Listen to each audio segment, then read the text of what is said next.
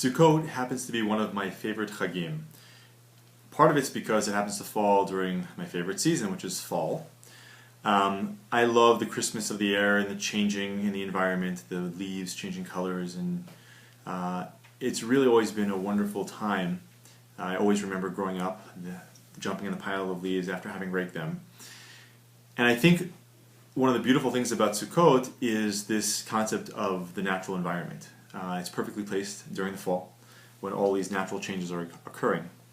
And the great message of Sukkot, I think, has to do with living outdoors in your sukkah, grabbing hold of and shaking these arba minim, these four species for the lulav and the etrog, all directing us to make us consciously think about our environment, our world around us, how we interact with that world around us. It's not about being inside our cozy homes anymore.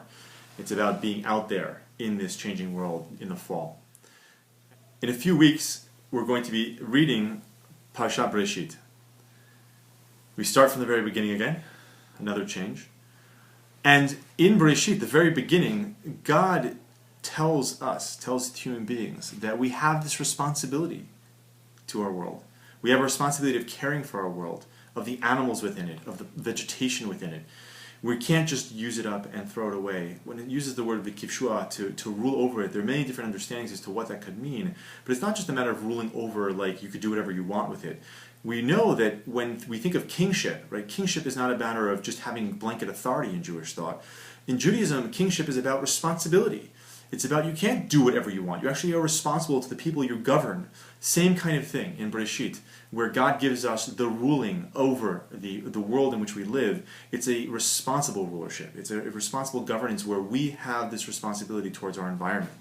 And so as we sit in our sukkah and we shake our lulav and etrog, again, it's making us think and being conscious about how we engage the environment in which we live.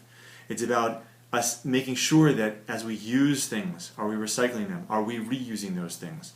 And a lot of what we do at SHAS is educating our students and helping our students become much more conscious about the environment, helping them understand that the things that they do in relationship to the environment has an impact, not just on the here and now, but also on future generations.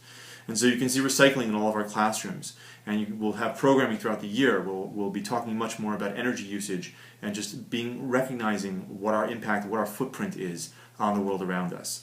So as we enter Sukkot, I would encourage all of us to think about the message of the Chag and to really become that much more conscious. We have this opportunity during this Chag, as we're sitting outdoor in our sukkah, as we're holding our lulav in our hand, to think about what that means. What is our responsibility as we start Sefer Bereshit?